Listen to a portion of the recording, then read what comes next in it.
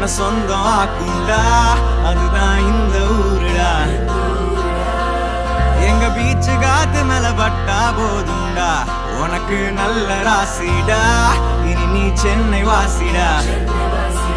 பாவா வந்து ஆட்டோல ஏறி பாத்தியா, அண்ணன் சொல்லு நம்ம ஊரோடு வரலாறு கேட்டியா. மயிலாப்பூர்